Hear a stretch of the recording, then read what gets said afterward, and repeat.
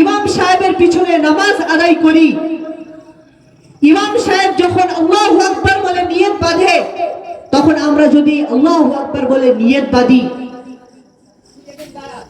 আবার আমরা যখন ইমাম সাহেব রুকুতে যায় সাথে সাথে আমরা রুকুতে চলে যাই, আবার ইমাম সাহেব যখন সিজদায় যায় আমরা সিজদায় চলে যাই, আবার ইমাম সাহেব যখন সিজদা থেকে ওঠে আমরা সিজদা থেকে উঠে পড়ি।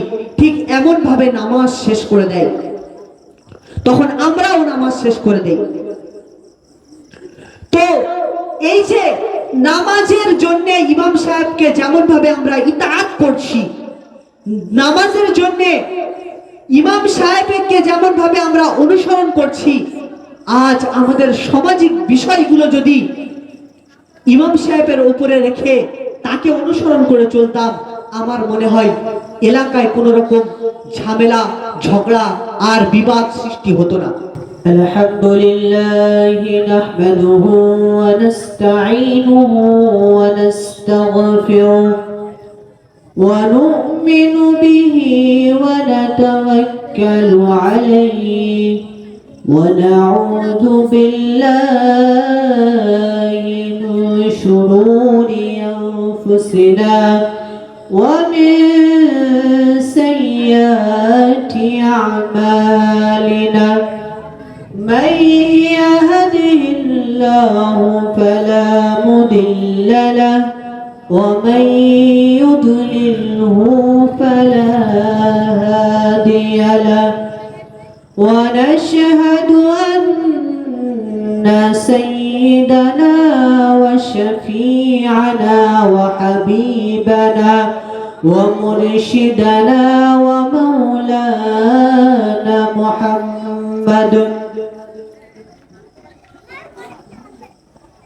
أما بعد أعوذ بالله من الشيطان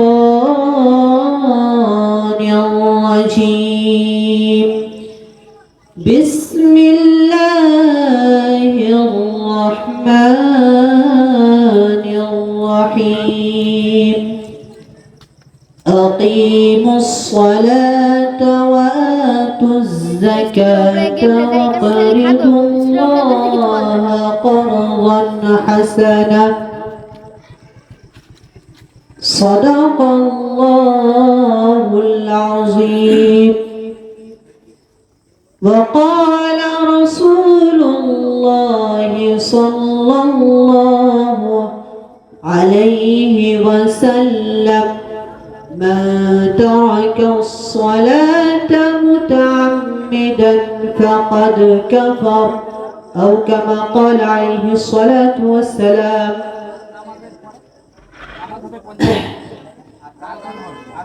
সমস্ত প্রশংসা আরাধনা গুণকীর্তন সেই মহান আল্লাহ তাবারক তাআলার দরবারে, যিনি আমাদেরকে এই জলসার মজলিস থেকে কিছু শোনার তৌফিক দান করেছেন, কোরআন ও হাদিসের কথা শোনার তৌফিক দান করেছেন। যে আল্লাহ তাবারক তাআলা আমাদের অসংখ্য নিয়ামত দান করেছেন, তিনি যে নিয়ামতগুলো আমাদের দান করেছেন, একটি একটি অঙ্গের দাম আমরা কোনোদিন পূরণ করতে পারবো না। সেই মহান আল্লাহ তাবারক তাআলার শাহী দরবারে লাখ কোটি হামদ প্রশংসা জ্ঞাপন করি বলে আলহামদুলিল্লাহ। অনন্তর দুঃখ কোটি দরুদ ও সালাম প্রেরণ করি সেই আমিনার লাল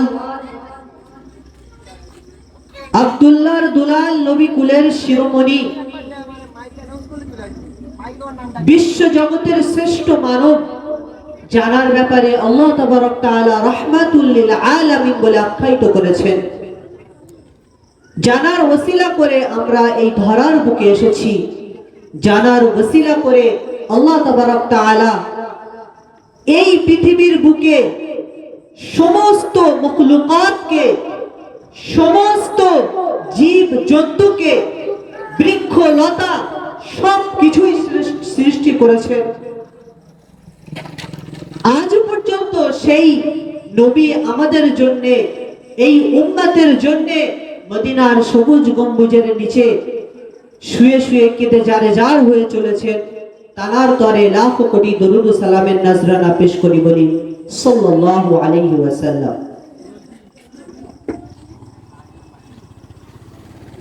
কথা বলবো কাদের সামনে? শ্রবণকারী তো নেই,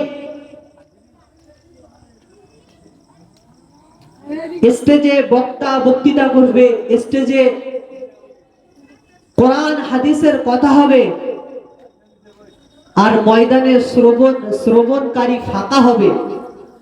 এটা কেমন জলসা? কেমন জলসা? যেখানে বক্তা আছে তার শ্রোতা নেই।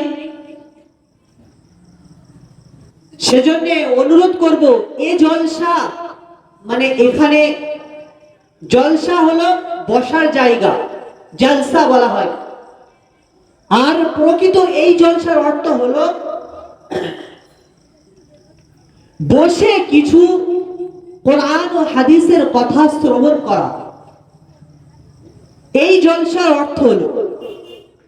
কিন্তু জলসা শুধু নামেই হলে হবে?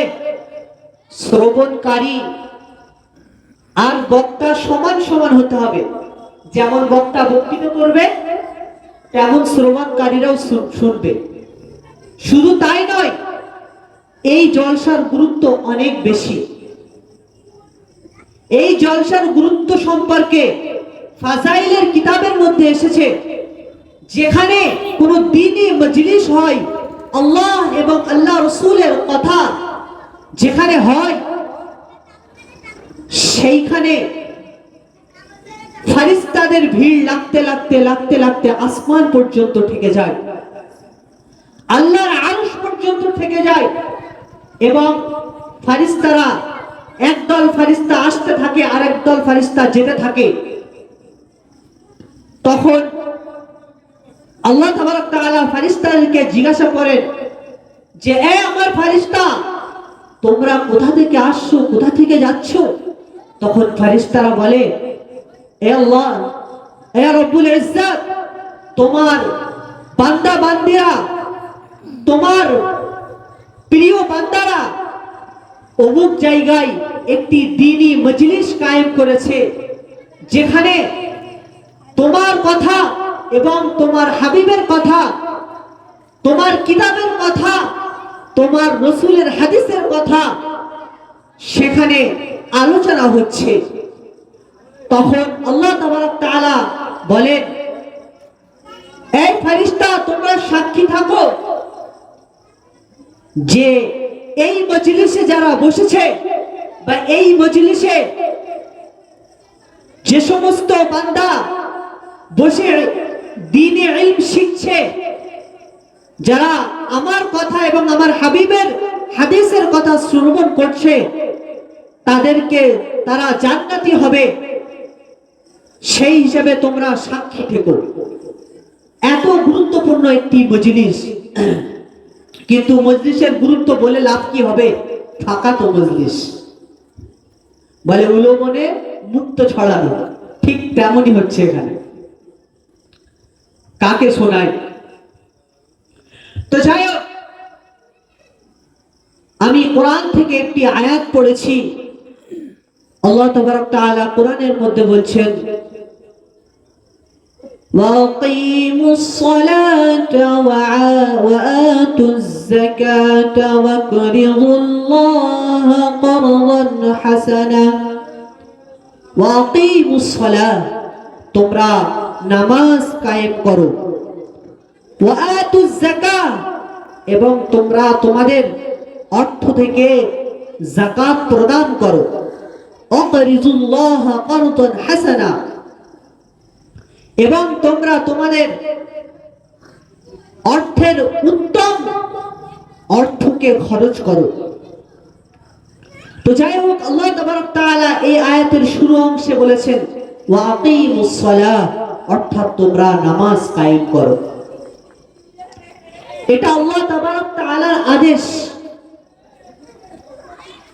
ওয়াকিম শব্দ এসছে, ওয়াকিম যখন সিগা আসে, আদেশমূলক কোন শব্দ চলে আসে, তখন তার উপরে আমল করা, সেটা পালন করা প্রত্যেকটি মুসলমানের উপরে আবশ্যক হয়ে দাঁড়ায়। মানে না করলে সওয়াব, না করলে গুনাহ। ঠিক নামাজটাও আল্লাহ তাবারক তাআলা আমাদেরকে আদেশমূলক ভাবে কোরআনে পালন করার জন্য উল্লেখ করেছেন। তো নামাজ আমাদেরকে পালন করতেই হবে। শুধু নামাজ আল্লাহ তাবারক তাআলা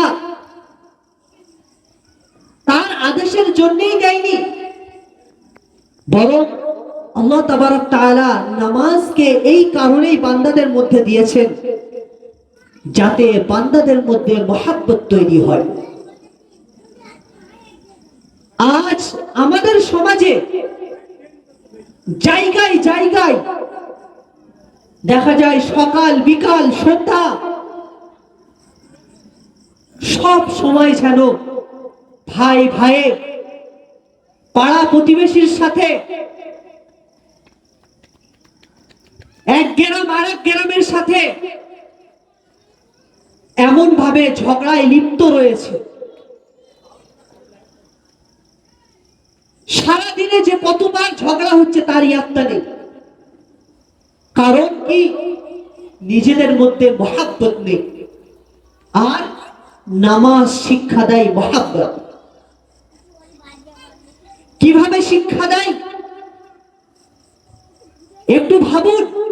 যখন আমরা মসজিদের নামাজের জন্য যাই, মসজিদে যখন নামাজের জন্য দাঁড়াই, তখন আমরা কে ধনী কে গরিব,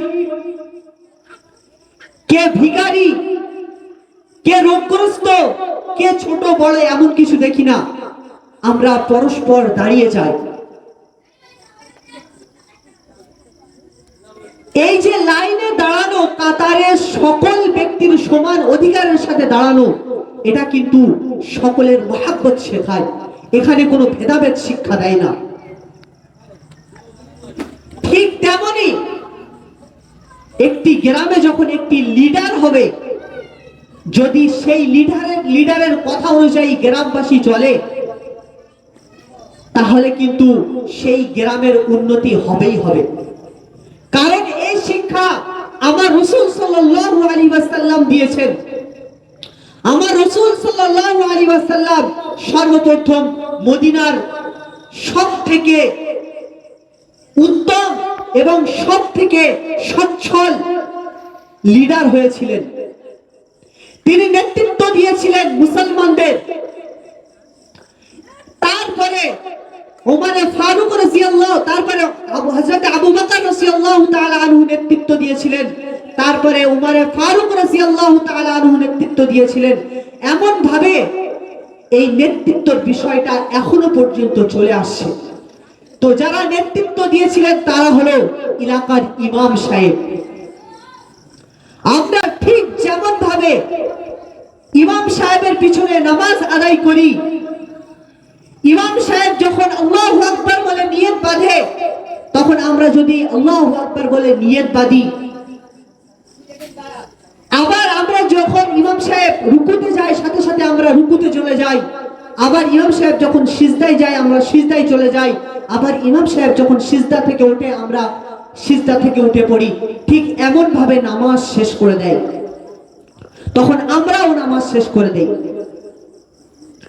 তো এই যে নামাজের জন্য ইমাম সাহেবকে যেমন ভাবে আমরা ইতাআত করছি, নামাজের জন্য ইমাম সাহেবকে যেমন ভাবে আমরা অনুসরণ করছি, আজ আমাদের সামাজিক বিষয়গুলো যদি ইমাম সাহেবের উপরে রেখে তাকে অনুসরণ করে চলতাম, আমার মনে হয় এলাকায় কোনো রকম ঝামেলা ঝগড়া আর বিবাদ সৃষ্টি হতো না। কারণ ইসলাম এমন একটি ধর্ম যাতে শান্তি ছাড়া অশান্তি খুঁজে পাওয়া যায় না। ইসলাম এমন একটি ধর্ম যেটা সত্য পথ ছাড়া বেঠিক পথ কখনো দেখায় না। ইসলাম এমন একটি ধর্ম যাতে শান্তি ছাড়া অশান্তি খুঁজে পাওয়া যায় না। আর ইসলাম এমন একটি ধর্ম যেই ধর্ম পালন করলে সকলেই মিলেমিশে থাকা যাবে, এর গ্যারান্টি দেওয়া যায়। তো আমরা যখন ইমাম সাহেবের উপরে নেতৃত্ব দেব, আমরা যখন নামাজের মাধ্যমে ইমাম সাহেবকে অনুসরণ করব, সমস্ত এলাকার দায়িত্ব যখন ইমাম সাহেবের উপরে দেব, তখন কিন্তু ইমাম সাহেব ইসলামিক অনুযায়ী এলাকাকে পরিচালনা করবে। আর যখন ইসলাম অনুযায়ী এলাকাকে পরিচালনা করবে, তখন না এলাকায় কোনো অশান্তি থাকবে, এলাকায় কোনো ঝামেলা থাকবে না, এলাকায় কোনো ভেদাভেদ থাকবে, সকলের মধ্যে মহাব্বতের সাথে আমরা অতিবাহিত করতে পারবো। তো এটা তখনই হবে যখন আমরা ইমাম সাহেবকে ইমাম বলে মেনে নেব, নামাজকে কায়েম করব। এখানে আল্লাহ তাবারাক তাআলা কোরআনের মধ্যে ৮২ জায়গায় নামাজের কথা বলেছেন। তার মধ্যে মাত্র কয়েক জায়গায় বাদ দিয়ে বেশি অংশ জায়গায় আল্লাহ তাবারাক তাআলা বলেছেন ওয়া আকিমুস সালাহ, তোমরা নামাজ কায়েম করো, তোমরা নামাজ কায়েম করো। নামাজ কায়েম করার অর্থ হলো এলাকাবাসীরা যদি বেনামাজি থাকে তাদেরকে নামাজি বানানো।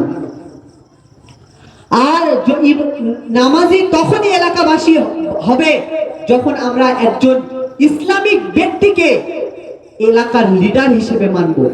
যখন ইসলামিক ব্যক্তি নামাজের জন্য আমাদের এলাকাবাসীদেরকে আদেশ করবে, তখন সেই আদেশে পালনের জন্য আমরা ঝাঁপিয়ে পড়ব, তখনই হবে নামাজ কায়েম।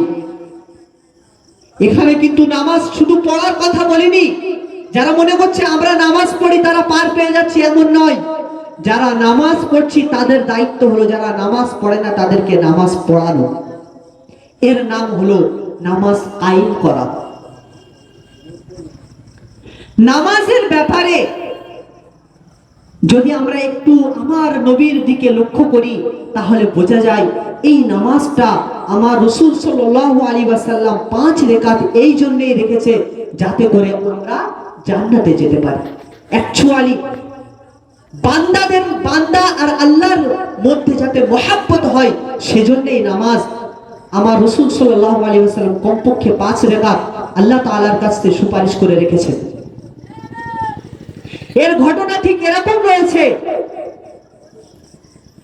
যখন প্রথমে আমরা কম বেশি ঘটনা শুনেছি যে এই মুসলমান জাতির উপরে 50 ওয়াক্ত নামাজ ফরজ ছিল।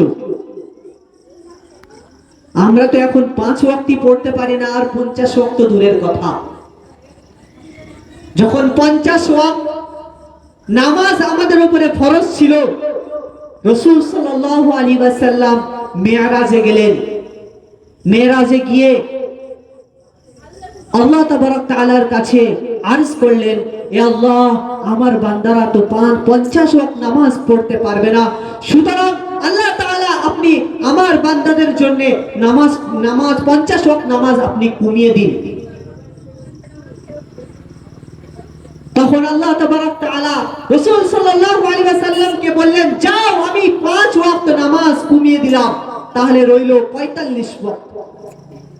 এমন ভাবে রাসূল সাল্লাল্লাহু আলাইহি ওয়াসাল্লাম আল্লাহ তাবারক তাআলার কাছে 9 বার গেলেন। 9 বার গিয়ে 45 ওয়াক্ত নামাজ কমিয়ে আনলেন। আর বাকি রইল কয় ওয়াক্ত? 5 ওয়াক্ত।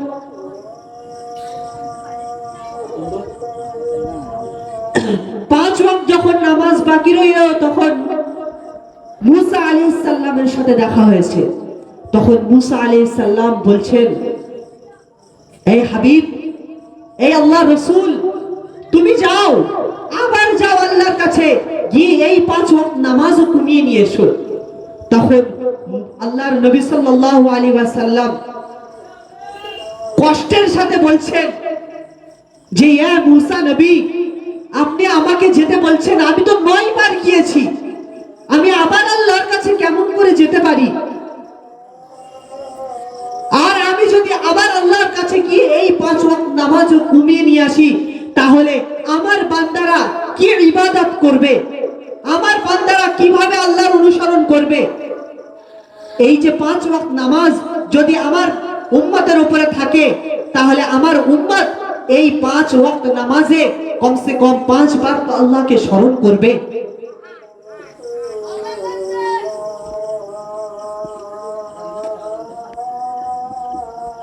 অপমারি